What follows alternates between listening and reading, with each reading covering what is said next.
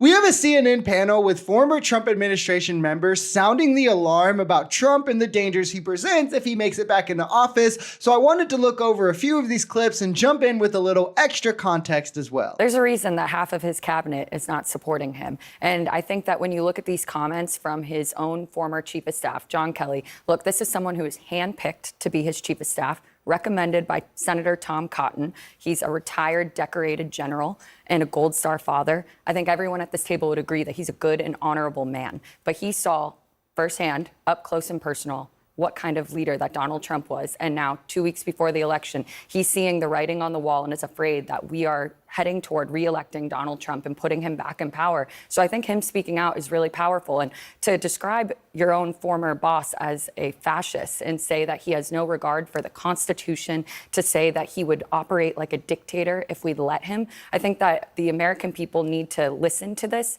and take his words very seriously, because this is someone who saw him in the Situation Room, decision making, and is saying that this guy is a danger. Exactly. John Kelly is a very conservative man just by nature. He was recommended by staunch conservative Tom Cotton and handpicked by Trump as the perfect choice. Trump said he was a great guy as he was leaving the White House, where he resigned, wasn't fired, and he was the closest to Trump probably in his administration, saw his intentions firsthand, and he is alarmed at the sheer thought of him being able to hold power again, like so many in Trump's administration are. The woman speaking here, for instance, is Sarah Matthews, another lifelong conservative who's worked for numerous Republicans before Trump, also heeding the warnings of him being a danger to our democracy. Liz Cheney, for instance, saying she disagrees with Harris on most policy, but that Trump poses a threat to our Constitution, to our democracy. These are all people who have much more policy prescriptions in common with Trump. They have the same worldview as Trump on domestic and foreign relations,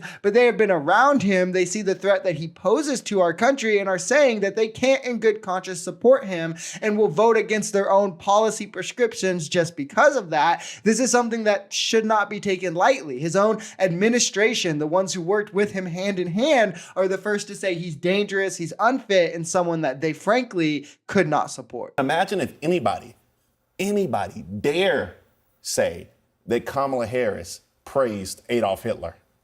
Imagine if anybody dare say that Kamala Harris was a fascist. Imagine if anybody dare say Kamala Harris believed in authoritarianism. Just think about Kamala Harris is having to run the 110 hurdles with high heels on and do a backflip at the end and land a perfect somersault in order to just be in the race with Donald Trump. And Donald Trump gets to have his former chief of staff say that he was a communist, say that he was an authoritarian, a fascist, and praise Adolf Hitler. And Republicans in this country sit here and sit on their hands. This is also a wonderful point, and it speaks to something of the MAGA mentality that I've been wanting to point out. You tell them something about Trump, even if people around him come out and say it's true, even if there's hard evidence like in indictments and stuff, MAGA will always doubt it. They'll say they can't trust it, or they'll point to any little thing to say, nope, it didn't happen. Oh, a Democrat said it, or oh, a Democrat was involved here. We definitely can't trust them. But if you tell them anything about the Democrats, they will draw any far-fetched strings they can and to attach and make it some kind of conspiracy, and then you can't convince them otherwise. It's quite the biased double standard. Like, for instance, Trump's top generals, his chief of staff, his VP, and his communications director, among others in his administration, say that he praised Hitler, that he's authoritarian and kind of has a worldview aligned with that he disparaged troops behind closed door. And MAGA is like, nope, well, Trump says it didn't happen. Oh, it's not on video. And one Republican says it didn't happen, so it can't be true.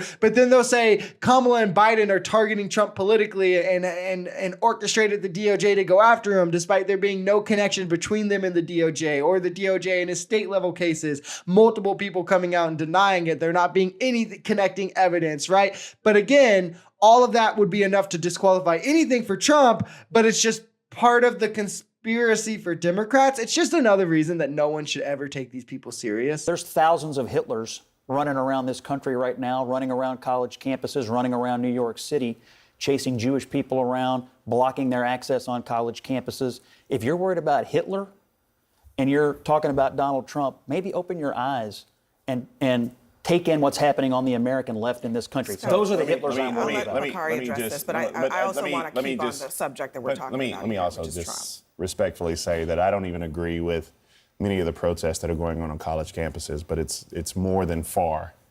The line has been crossed. You are over there, and the line is behind you to compare college students who are protesting for Palestinian rights to Adolf Hitler. They're literally chasing the Jewish students around UCLA and blocking their access. There aren't From the river to the sea doesn't mean let's cooperate. There aren't many more pro-Israel Democrats that you will find than myself.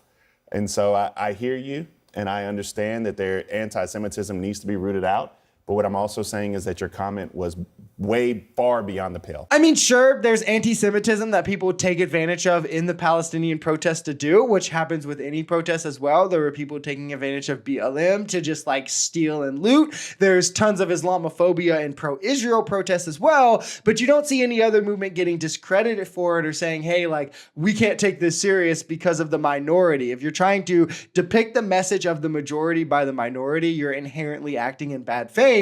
And it's just done to a level with pro-Palestine you don't see with any other movement, except maybe BLM to some extent, because I do think a lot of it has to do with brown people and just racism. But it's even more so with pro-Palestine, where again, pro-Israel protests do Islamophobia. They'll say, like, turn Gaza to a parking lot. They'll say that Gaza should be subjected to less than human rights, that from the river to they use the statement from the river to the sea, right? The same way. And this all gets ignored by mainstream media. But if like one person at a Palestine rally says anything anti-Semitic, it's, oh, all of pro-Palestine is anti-Semitic. It's also, especially for Scott Jennings, a weird comparison to make when he can't concede the Hitlerian rhetoric and actions of Trump, who quotes him verbatim. Now it's came out that Trump envied Hitler's generals and praises him behind closed doors. And Scott Jennings can't say that, okay, well, this is a problem. This is something that is morally disqualifying for the highest office in the country. But with student protests, there's no issue for him. I mean, this is the bias and hypocrisy